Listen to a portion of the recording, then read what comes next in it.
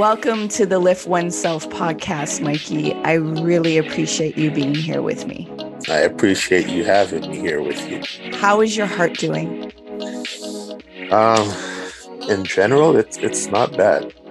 I think I've become the master of adaptation. So kind of roll with the punches these days and don't let anything get you down, and trying to regulate when you get the highs so that you hold on to them for dear life. I think in general, yeah, it's not too bad. Father's Day is coming up. And I want to ask you, what does that day mean for you? Beer on the deck and barbecuing. It's bittersweet. I'm a happy, proud father. I'm convincing myself I'm doing a wonderful job and all the rest of it. But you are doing a wonderful job. It's difficult for me because I was very close to my father. Like, people often, their parent passes away and, oh, there's my best friend. Or, no, my father was my best friend, and very plain, simple, and direct means he was my best friend. It's hard explaining that sometimes to people, because if you knew us, you knew we fought like cat and dog, like all the time, but we fought like cat and dog, honestly. He was my best friend. My father knew all the good, the bad, the nasty. Like my dad knew me as a friend knows his child. But at the same time, I tell everyone he was a father. Like, he was a father. He was a father in every sense of it. He was my dad. At a certain point, he became my dad and my best friend. And then when I got old enough, it was my best friend. Like, in a weird sense, I think unnaturally, I may have, in the early portions with my kids, there's things that I missed out on with them, trying to recreate that magic instead of allowing our own new magic to happen. And I don't think it's a lost time. I think it's just a learning time. So it was necessary for us to become who we are now. I wish I had seen the light earlier so that maybe I could have adjusted earlier. Father's Day is this magical time where I get to remember one of the greatest human beings I had ever known. Oddly enough, I don't want to say one of the most flawed human beings I think we often try to remember loved ones in perfection. And I think why I loved him so much is because I knew he wasn't perfect. And he knew that I knew he wasn't perfect. That imperfection, it made him awesome. It's so cool when we understand each other enough to be comfortable with each other, knowing that there's a portion of us that doesn't exactly sit right. If you love somebody, if you love something, you love someone, then those imperfections become perfectly imperfect. You get to love the whole, the entity of the person, versus trying to pick out just elements that are good to you or look good to you, that match and fit in with you. So my dad was the perfect whole to me. He was Superman. He was the smartest person in the world. He could fix anything. He could make boo-boos go away the same speed he could solve quadratic equations. Like, he was just this magical being that I got to love for so many years. And then I still get to love because he left everyone he met, he left a portion of himself with them. So that legacy, every time I hear that word, I smile, because I'm just like, yeah, I saw the best version of legacy leaver ever. I strive to try to do the same thing. You ask this little question and it turns into, I think after I saw how he lived, that I did my best to kind of mimic that situation for myself. So every interaction I have with someone, whether it's the first time I met you or the 100th time we've seen each other, I always want that little magic moment to leave with, so I can look back and say, oh, remember that day? I don't remember which one it was, Nate or Aiden, but I still have my can of ginger ale on my side table. Each occurrence with somebody, you're supposed to leave and have something come home with you that says, wow, like, I remember that time. It can get daunting because I know a lot of people, I lived my life for that. For me, it's the everyday moments. The like I remember this with this person. I remember that with that person. I remember laughing about this with this person. I remember all of these things come together and make for awesome memories. Again, full circle with our conversation, I've understood the fragility of life, that the ease that it can get removed and taken away from you. And I don't want to, which I firmly believe now, I don't ever want to look back and say, had I only, and if I only, and oh, could you imagine if I knew this was going to happen, I would have.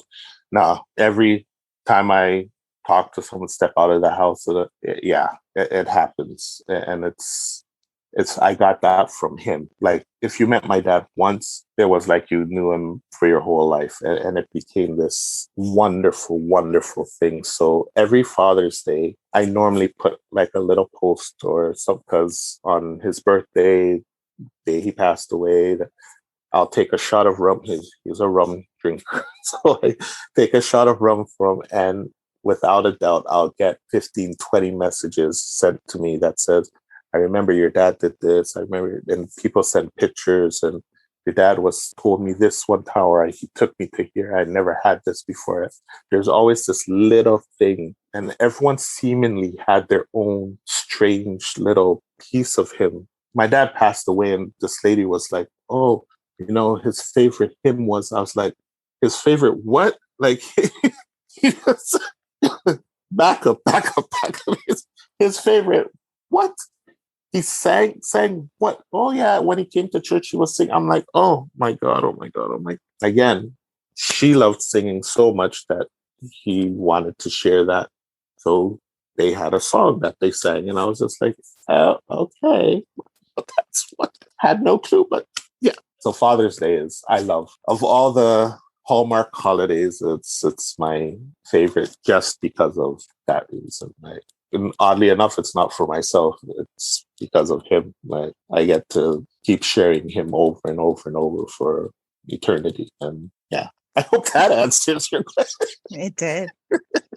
We come to really understand how important energy is, and how the feeling of the interaction is what matters. The materialistic things, yeah, it's nice, yet it's the feeling. It's actually the sensation, because now you're going into memories and you're viscerally reliving it. Yeah. We've been pushed away from this energy thing, and it really is. It's like, how are you showing up in these interactions, and what is the feeling and energy? Yeah. Because that lasts for eternity. It just keeps recircling and going on. When we feel a certain sense that somebody has lit us up and allowed us to feel like we're seen, we want to give that gift. Your father keeps giving the gift that keeps on giving. Mm-hmm. A friend from high school, he wrote me and he said, he was going through some stuff with his son and they cleared it. He's like, Mikey, through the whole thing, I just kept thinking to myself, I want that relationship, the relationship Mikey and his dad had. So I got to fight for it. And I was just like, oh my God, what? Because this is years ago, and I don't know if I was in a space where accepting that was yet part of my day to day. It was overwhelming to hear, although I've heard it a few times, but I've heard it from people who were constantly there. And so to hear somebody that I hadn't spoken to in probably 10 years, 15 years, come back around and say, even with all our separation and time, that thing I saw was so magical and positive that I held on to it. And I want to give it to my son for him, to his son. And a lot of people may not fully align with it. I'm an energy person. I keep certain energies around me because they're good for me. I know what helps me survive day to day and what pushes me forward and what feeds me. And I keep that around me. So yeah, we're not taught that from young, to protect our energy and really go with understanding, stop forcing yourself in situations that are depleting and draining you. Yeah. And we think that we still have to do it for the other people. Don't get me wrong, there's certain situations that you just have to mull your way through it because of the way the world is set up. Yet the majority of it, you have a choice. Mm-hmm. And we just don't think we have a choice. We have to tolerate in the name of saving face or being somewhere, and not realizing you are draining your energy battery very quickly. Maturity comes to make us aware of, oh no, pay attention. You got to be responsible for that energy. And it's not in a woo-woo thing. I know some people are like a woo, and it's like, okay, well, let's bring it to this instance. Okay. If you look at your heart beating, is that not energy? Your blood moving. When you've gone into a room and you feel that there's something just not right, is that not energy? Some people have been so separated from it that they deny it and they ignore it. And then they see too that if I would have just listened to that, it would have had a different outcome. And you come to recognize more and more, it's like, oh, this internal compass, I need to pay attention to you because you ain't lying. You're letting me know some information that I just haven't thought it was relevant because I didn't think I had any kind of knowing or I knew what was going on. Can you describe how it felt when your father transitioned? The short version of the story is he fell, had been injured, and he had broken his arm. They had to put him under to reset his arm. During that time, he flatlined, and they had to resuscitate him, which punctured a lung and broke one of his ribs or two of his ribs. And why I say all of that is all this situation ended up with him being in a coma, and he never came out of the coma, and he passed away. I had time to know what was coming. There was phases of, hope, and he's going to pull through and he's going to get better. He's going to, and then the magic day when you realize, and it wasn't even when, I remember the day the doctors came to tell us as a family what they thought. And it wasn't at that point in time. And I could sense when it turned to, you could bring me back, but I'm not coming back. The feeling at first was anger. I was angry that he wasn't coming back because I wanted him back. I felt that I deserved my father and my father should come back to me. And it left from being selfish to being, why am I bringing you back? Am I bringing you back for you, or am I bringing you back for me? And is that coming back going to be beneficial to you, or is it going to be beneficial to me? And if I loved you, why am I going to put you in a situation to hurt and to be in pain and to suffer to make me feel better about my situation? When he actually passed away, I felt guilty more than anything else, because I felt that if I had whispered that understanding to him from the beginning, he wouldn't have put himself through what he put himself through, quote unquote, stick around as long as he did. Oddly enough, he's in Toronto, and when things turned bad, I literally dropped what I was doing here and drove down. When I got there, the nurse turned to me and she said, if your mom didn't say it to me, she's like, I've seen these things.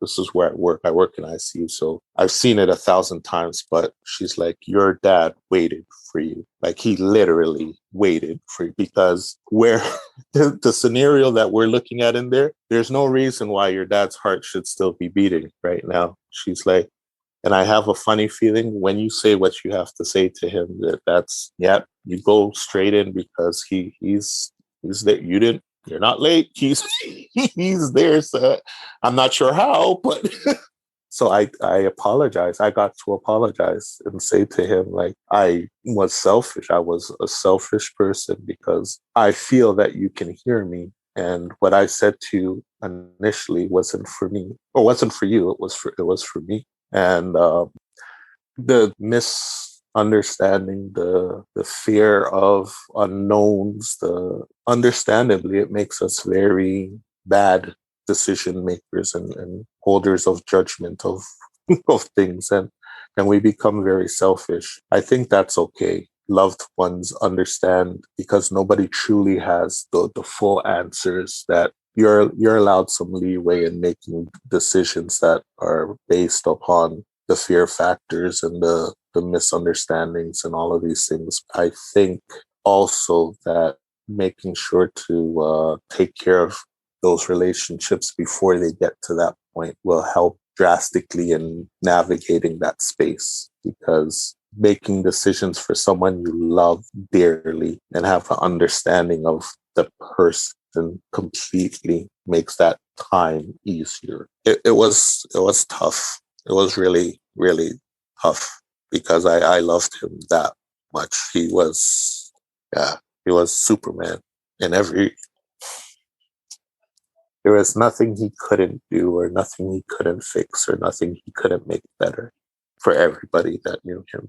Just he's like 3M. He didn't make anything, but he made everything better. So it was really tough.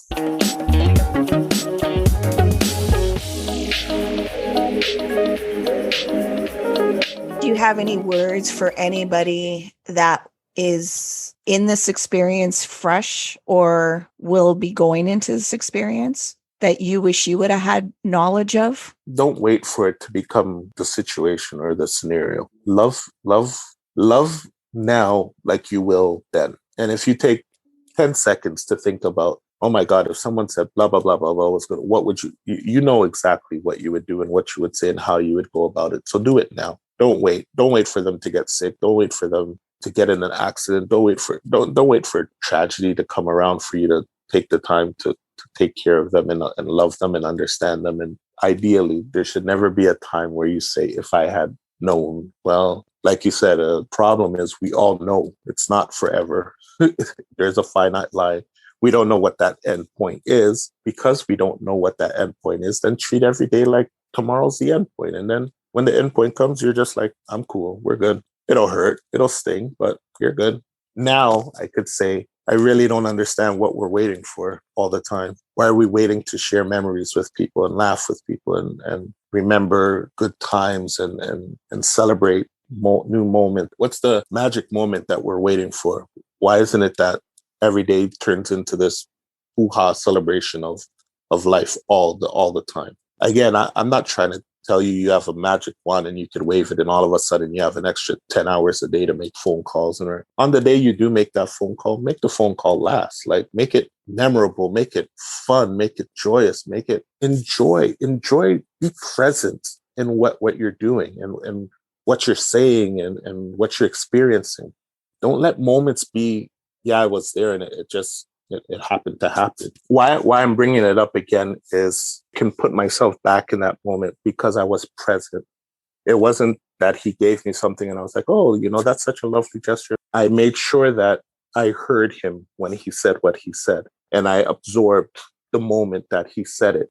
So now when I took a second to think, I was just like, I remember how he said what he said. I remember that he didn't have enough money when he went the first time and he came back to get another quarter. And us thinking that it was a quarter for him to get something for himself, but I was destined. My ginger ale was my ginger ale to be had. Why I'm even mentioning it again is to encourage people to not just let these moments pass by. In every moment, be present in what's taking place so that you don't miss these magical things that take place on a daily basis. Valleys come when the bad times come. You're so full of good energy. And I've become a proponent of saying, don't have funerals, have celebrations of life. Don't mourn people's passing, but celebrate the time that they were here and the time that you had with them. Fill yourself with good memories and good times and good thought. And then when you get to that point where you have to deal with that there's so much more positive involved in it than negative that you'll find your way through. You'll find your way through. I can surely point to my father in saying that I got through that time because every step of every aspect of that taking place, I was surrounded by so much powerful forward looking energy, so much joy, so much laughter and full hearts. And it was at a certain point, it almost became like, just leave me alone and let me mourn. Like, you know what I'm saying? Like, why you guys so, it's almost like you're happy. Like, it wasn't that people were happy he was gone. It was just, they were so filled with happy moments that they wanted to share it with everybody. Everybody wanted to share this happiness with somebody else. And looking back, I'm so thankful. And I know my family is so thankful for the fact that, yeah, this wasn't as difficult as it could have been because it was just love. Everywhere you looked was love. Yeah, I remember being at the funeral and then being at your brother's afterwards and the environment. And I also remember you having to take time for yourself. It was that exact moment when I had the thought, when, yeah, 'cause I disappeared for a couple hours, just like this is too much. Like, hey, Yeah. too. Yeah. Yeah. I need to be with my sadness. And you Mm-hmm. allowed it. I remember you sharing with us the experience of having to witness your father get cremated. Mm-hmm. Now, do you still have the same belief of don't ever do that? The short answer is yes, don't do it. I did it. I went and I was present for Angie's as well. How do I even put this into words? Angie's wasn't any less of an event than my dad's was, but I almost felt guilty that that one event had hardened me so much that even though I was looking at the same thing and I understood the weight of it, that first event hardened me to it. I almost felt a ways that I didn't react the same way. What I think I'm trying to get across is it's so much pain that it hardens you. I don't want for anybody to go through that if they don't have to. I have nothing against cremation.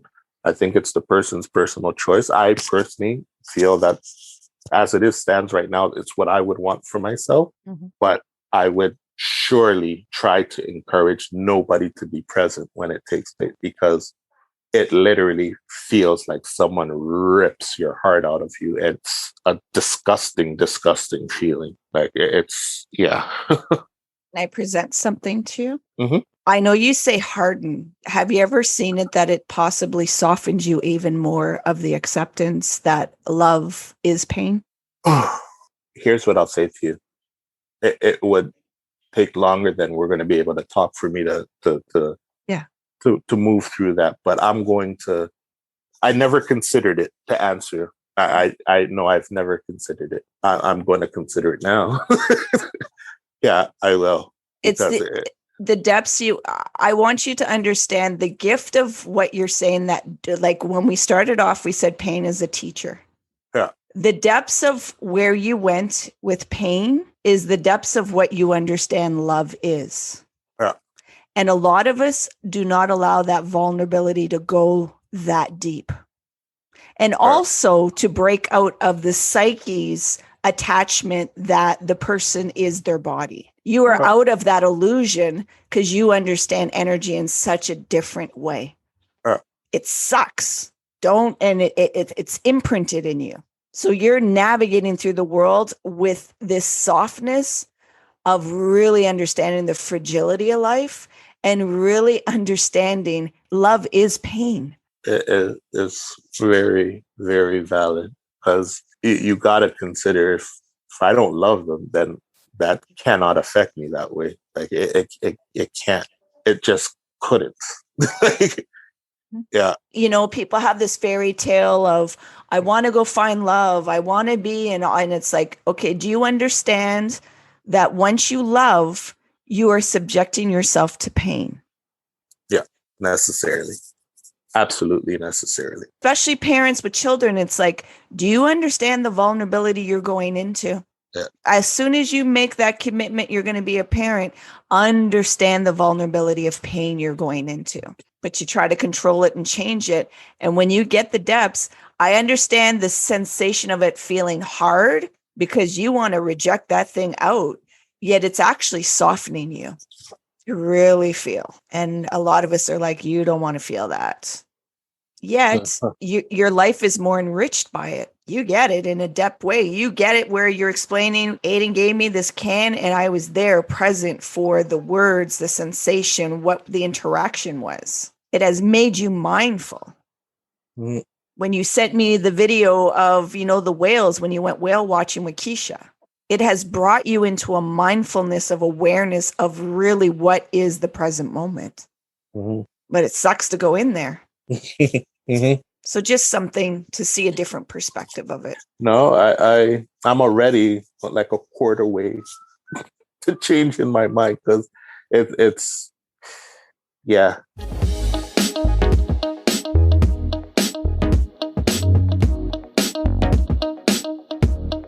When you have the pain of your father comes up, how do you show up for yourself with that? I have embraced and I understand his physical being not being here.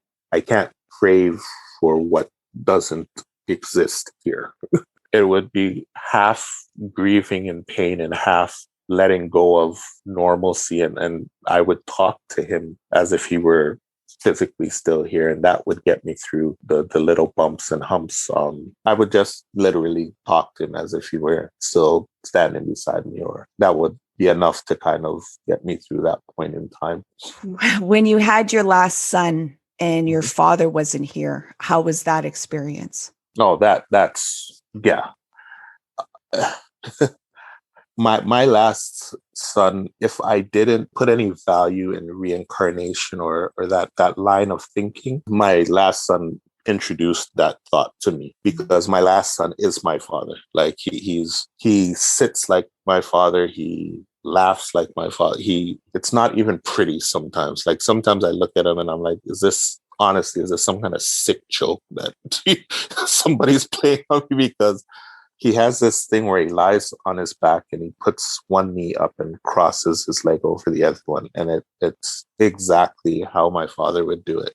I say hurt is an understatement, because the two older ones adored him. And they got to see there's no other way to say it, but they got to see the grumpy, sick version of him. They didn't get the full joy version of him. And they still loved and adored him. There's this one picture where they're on the stairs and they're both kind of climbing over his shoulders, and both of them, like, it's a vivid memory to them of laughing with him and telling him they're going to take the picture. And it pains me every time a conversation comes up about grandparents and stuff. There's nothing for him. He doesn't get that gift. He doesn't have a piece of that for himself. When he prays at night, there's a portion for his grandparents. And there's been times where he would ask, he's like, how come there's only one? How come it's not? I have two grandmothers. How come it's not two And you explain, well, Grandpa Victor passed away and he died and he's not here anymore. And it's very, very hard that they never got a chance to meet. But again, at the same time, I celebrate the joy in knowing that all the stuff that is my dad is still available and present for him. He gets it from his aunts and his uncles. He gets it from me. He gets it from his brothers. They all knew enough to know that's who he was, and they get to celebrate some of that too. Imagine you're 18 and you have the awareness you have right now. You can only tell yourself 3 words.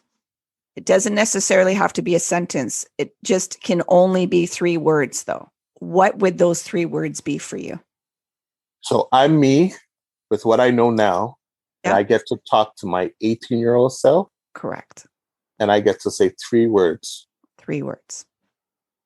Oh, I forgot that's 1 word. So I'm okay.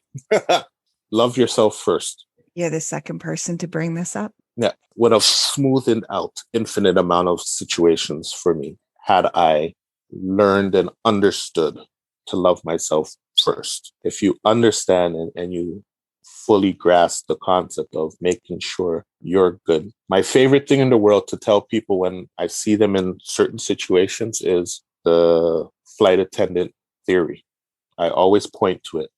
Your plane gets in trouble in the air, the mask drops down, and they teach you, they warn you, the pamphlets say, put your mask on first before even helping your child. You cannot be of any good or any service to anyone, including yourself, if you don't take care of yourself first. So you could be as well-intentioned as you want to be. If you're at a weak point, at a detriment to yourself, you cannot help somebody else. Don't convince yourself that you're putting yourself in these positions because you're in service of others and you want to be this great person. And you cannot be a great person to others if you don't love yourself first. You have to be able to love yourself. And without that ability, without that knowledge, without that understanding, and what it teaches you when you love yourself first is you understand how someone is supposed to treat you as well, because nobody knows you better than you. Nobody knows what makes you complete and whole and what makes you feel good and what makes you feel warm and what makes you feel safe and comfortable. And when you understand those things, then you can not only expect it or demand it from someone else, you can direct someone and say, hey, what you're saying or doing here, it's not cool. Either we find a better way to communicate or deal or interact or whatever, or I need to go my way and you need to go yours. And that time with self and that ability to manage and take care of yourself is such a gift when you own it. For me, I thank God daily for crossing my path with the woman that I get to spend my life with, is that I learned how to love myself after I found the person of my life, my dream, my soulmate. I learned that lesson after finding her. So it wasn't even like one of those in the middle of the desert by myself. And no, I was with, she wasn't my wife at the time, but I knew I was going to marry her surely at the point in time. But she taught me, hey, as much as you could love me, you need to know this. It's one of the things that freak people out with us to this day. We are so good together that we don't need to be together to be good to each other and take care of each other. And because I know what she needs and she knows what I need. And because it'd be a lie to tell you, oh, it's this wonderful 100% oiled, well done machine. And no, it does come off its track. But we can say to each other, hey, you said this and this doesn't align with, so let's talk about that. You did this and and they're not always fun, happy conversation. She loves herself enough to know that if I've said something or done something, even if, because I'm a grumpy young man, I'm not even a grumpy old man, I'm a grumpy young man. But she knows I love her enough that she can come and say, hey, this here. And I know that she loves me enough when, okay, well, we're at the same volume level and, you know what I mean? And everything is settled. We're going to deal with this so that you can get back to you and we're good. The insight maybe that you have softened and you understand love and pain are the same. Acceptance. I don't like your homework. I don't like it. I know. I don't like it. I know. Yet like you said, you're swallowing your own medicine. Maybe there's a different way of seeing this, a different way of feeling it. I was good with what I thought. I just never, ever considered something else. Like I was just like, this is disgusting. And this is more disgusting now that I'm not disgusted by like, what?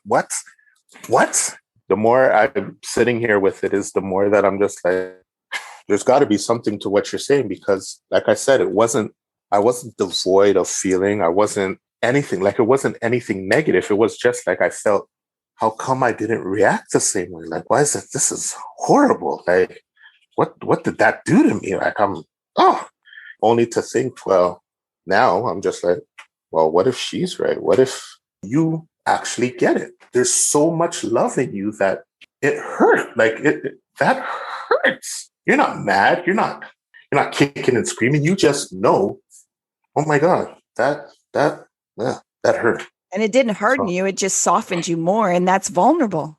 Mm-hmm. Yet you understand the power of it, that I get it and you can't hurt me anymore. Right. Like I own this.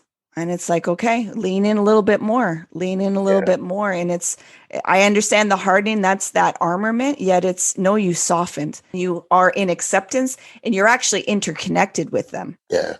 You understand it's beyond the body. Yeah. I want to thank you for being on the podcast. This has been a very enriching, vulnerable, and intimate conversation. And I thank you for opening the space for others to partake in this. I hope that you'll come back on a future date, that we can get into some other conversations. Know that I appreciate you. I love you. I thank you for continuously showing up for yourself. We get to benefit greatly for that. So thank you, Mikey. Oh, thank you. And before I leave, let me just say, even I may not have fully understood what you embarked on when you started this portion of your journey. I'm glad that you found the strength to be true to who you were and and the purpose of what you were doing. I'm sure you know by now, it's not going to be for everybody. The people that it's going to be for, it's going to be for in the right and the proper way. Don't give up. Don't alter your path. I take nuggets from Oprah whenever I get them. And she was doing an interview once, and the person was, well, what do you say to people who want to do the same things that you're doing, go down the same path? And she was like, don't get caught up in the millions. She's like, I'm fortunate that my passion turned into this wonderful career, and it's afforded me all these great things. But the work of the people who talk to 10 at a time is sometimes more valuable than me speaking to 2, 3, 5 million people at the same time, because that person might affect the person that makes the change. Why I say that to you is I know sometimes in the new world, the internet has created this angst, this necessity of numbers and rah. The people who need it are going to find it, and they're going to find what they need and get what they need from you. As the field of dreams, build it and they'll come. I hope that you as a person and individual also get what you need from what you're doing, because you shouldn't stop. Again, what I didn't know before, I know now, and I applaud and I appreciate what you're doing. And I wish you nothing but the best and the success and as you go forward. Thank you. Thank you. It's nice to be in the space of standing in my truth and really understanding the struggles that I had to go through in the seeking and not feeling like I could relate, and really recognizing how challenging it is to be honest with ourselves. And that's the only time change happens. Yeah. And sometimes we need that relatability of listening to somebody else's internal work and processes, that all of a sudden it's like, oh, I'm not the only one. They gave me some wording, some verbiage to connect into what it makes more sense for me inside.